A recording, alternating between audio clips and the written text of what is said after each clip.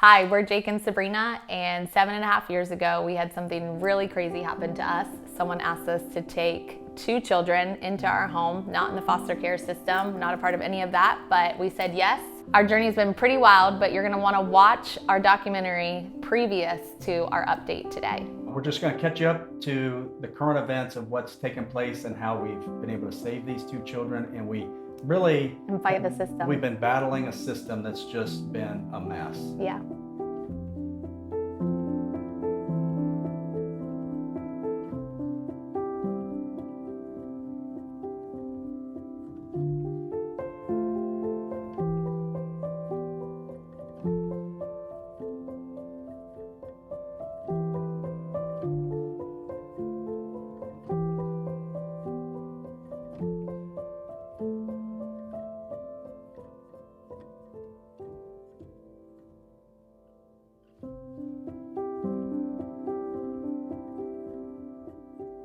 We typically take our vacation in December because it's easier for us with businesses. Well, while we were at vacation celebrating and we were very excited, it was just a really fun time for us. We got a call from our attorney that Matt had appealed the whole entire order. The appeal meant that it goes back to the original order, which meant that now we had to start doing visitations all over again. The appeal process was so frustrating for us because we knew what the magistrate had told us. We knew the magistrate said we don't trust Matt. He should not be around these children unsupervised. But yet we have an appeal process in Ohio that says, regardless of what the judge says, you still have to send your children.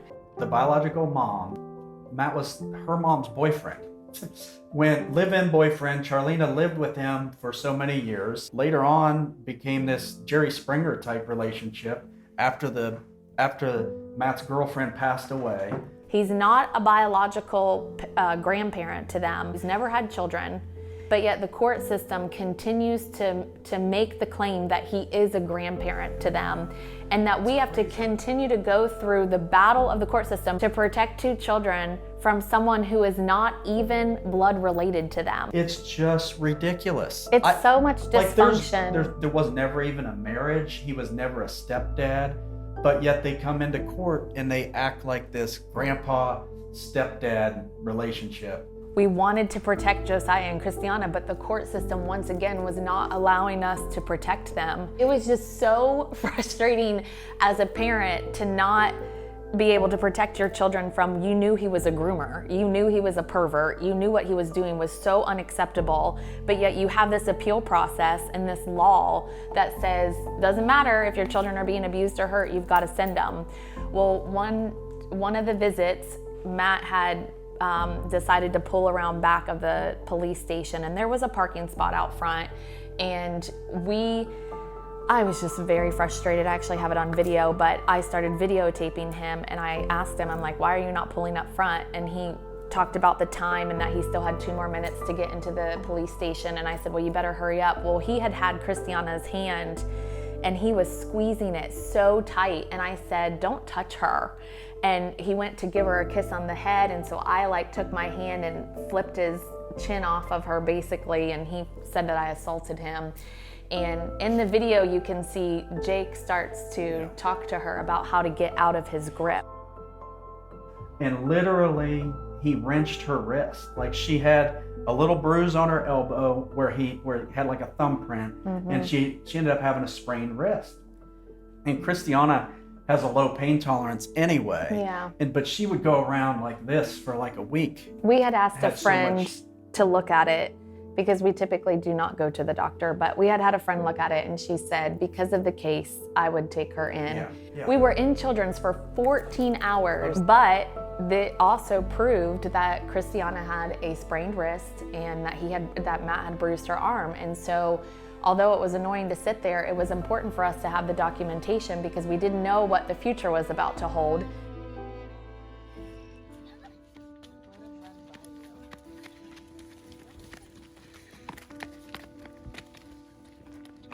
When Matt sprained her wrist, we made a decision. We're not following this order anymore. We're not doing this. I mean, this was one thing. You're not just going to send your kid back to somebody that just hurt. Injuries shouldn't happen during visits. So we had texted Matt and said, listen, you hurt Christiana. We're not bringing her to the visit. If you want to come to the doctor's office, because we were going to do a follow-up. And so the follow-up was that Saturday morning. We said, if you want to show up at the doctor's office and explain why you've harmed her, let us know if you want to show up. He never texted us. He never said a word. And he didn't show up. He didn't show up. We didn't do any more visits. We knew we were breaking the order at that time, but we were doing it because we knew we had the evidence to say, this is enough. We're having to do visits. Christiana gets hurt. We hear nothing till April 28th. Judge Wright decides to all of a sudden do something. He writes an order that makes no sense. He undoes everything. He gives visitations back to Matt, overnights, every other weekend, and 7 days or 5 to 7 days of vacation, unbroken up time. Whenever Matt feels like it, he can take him on vacation. And not only that, he wants to give video conference calls to the mom, biological mom, every single week. So we get this order, and we decided we're not doing this. Gave Matt permission to file a contempt order. So he files contempt to say that we're not following the order, which was true. We weren't following it because we had more information that the magistrate had not heard yet. You can't just come to court and be like, I'm sorry, Your Honor, I just didn't feel like doing it. Because then we'd be the criminal. We'd be found guilty of contempt. We hired our private investigator again, sent him out, and he got the evidence again, found out that Charlena's still selling, making, using. At this point in time, Josiah and Christiana have not seen the biological mom in almost a year and a half. I think it was a year and a half. They hadn't even, the kids had done so much growing. There was so much, happening in our family, good things happening in our family. We were trying to protect them from so much. And then the judge just decides that he's going to say, oh, by the way, we want the biological mom back in their life now. And we have to sit them in front of a computer for 2 hours so that they can have a conversation. Do you think it would be smart for me to let my kids do a video call with someone I literally know is high right now, requesting it? It's just a bad idea. And because the system gave her an excuse to pretend like she cared about them, she was going to try it one more time. Hired the private investigator. He was able to provide detailed lists of all of Charlena's business dealings of delivering and selling and making drugs.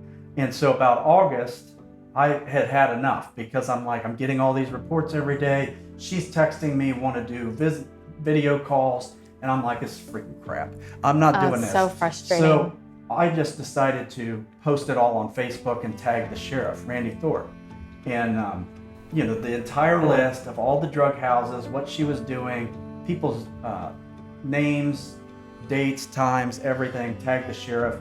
And then later that night, the first day I did it, later that night I had a guy named Leonard Jenkins, who was a big drug dealer, I guess, in Newark, started heckling me because his address is listed at times that Charlena is at his house delivering drugs to him or picking it up and taking it other places. So as soon as we put his name out there, he happened to be the person that got Charlena off the fence to be like, I'm done. She withdrew from the case. So now we're waiting again on the ruling. So how court goes is you go in, you do all this talking and your side of the story, and then you're waiting and waiting and waiting and waiting on a ruling. So we get the ruling back December 7th of 2022. We get this ruling, and it's absolutely just as good as you could possibly imagine. It's just as good as the one we had 2 years prior. That it's basically the same thing. Wanted. It was no visits, biological mom because she's out. Basically, no visits, and Matt gets... It was a supervised visitation again at close to home. It pretty much was the exact same thing. It was amazing. Again, the magistrate knows our story. He once again said that Matt was not someone children should be around. Josiah and Christiana should not be around him. And so we went back to really just being thankful. We were kind of like, oh, we have to do these close to home visits again. But what was really strange, we did not tell Josiah and Christiana that the close to home visits were gonna start again because Matt has to schedule them. But Matt doesn't schedule a visit until 6 weeks later. We get back from our vacation, We waited until the morning of, I think, again, to tell Josiah and Christiana, you have to go and see Matt again, but it's at this place you've been before. If you feel uncomfortable, if there's anything going on at all, just because it is supervised. So there's people behind the windows watching the children. And we weren't very happy with going, but we did. And Josiah and Christiana got out and they stayed the full 2 hours. Then all the emotion came back when Josiah and Christiana got in our car because he was frustrated, our bigs were frustrated.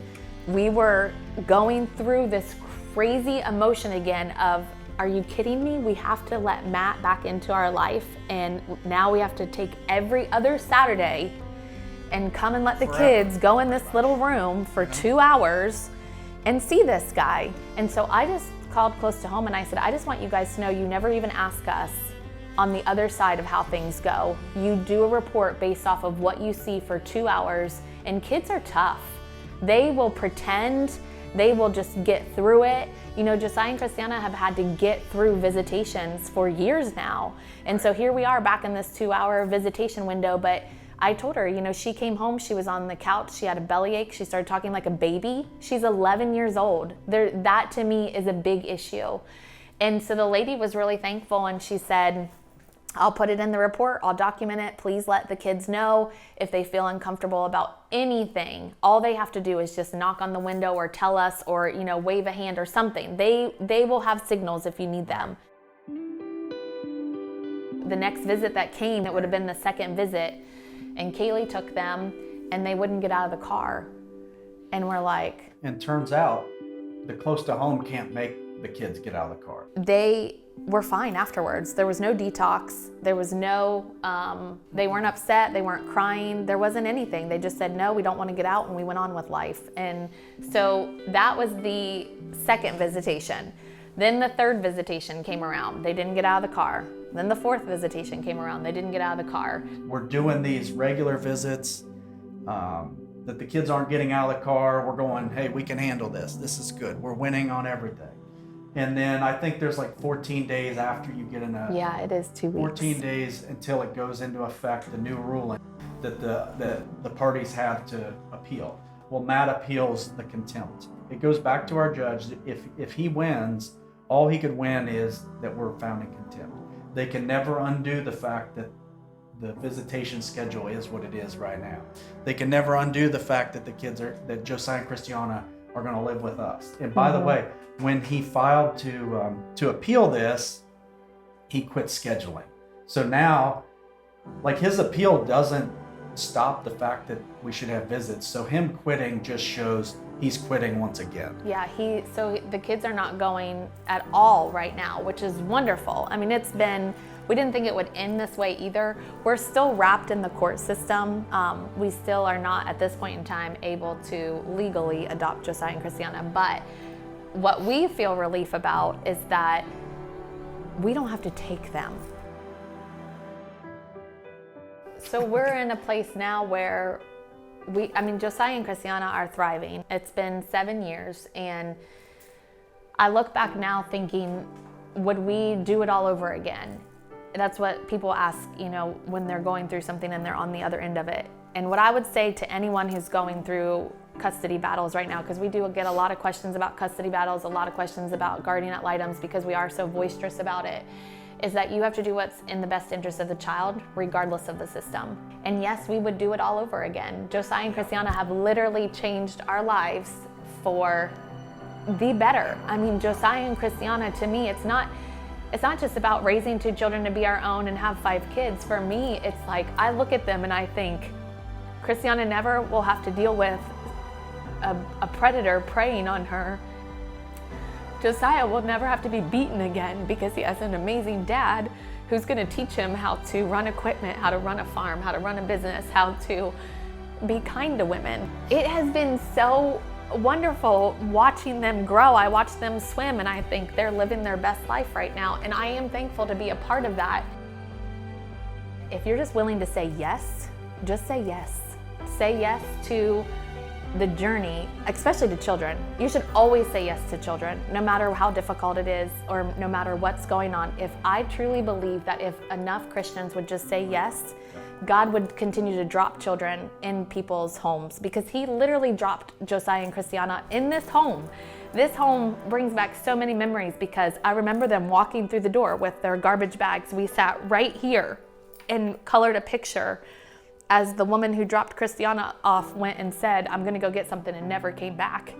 And to know now that Christiana is safe, she's not afraid, she goes to bed at night, she sleeps well, she is so beautiful and so amazing. And I will fight every Republican, every Democrat, every minor attracted person, every pedophile, every pervert, every representative. I will fight everyone for those 2 children and any more that want to come this way. And that is where we have to get to as a group of Christians who believe in the gospel of Christ. We have to get to that point if we're going to change what's happening in our society. You have to do what's right for the kids. And, you know, you always need to do it. Yes. And if the judge doesn't have all the answers, and in your case, you have the evidence, and you need to do what you need to do for the kids. And so that's one of the things we want to do in politics, is try to change, because Ohio is a reunification state. If we keep these kids in the same mess, trying to accommodate the mom or the dad, they're just going to turn out and do exactly what the moms are doing, or what the dad is doing. They're going to be drug dealers. They're going to be involved in all this stuff. We want families to be whole. We want people to be whole, for sure. But when there's a situation that's not healthy, you have to have a plan in place, because it's so prevalent. If we had rules like that, this story wouldn't have been so difficult. But we were battling against something that doesn't ever go in our favor.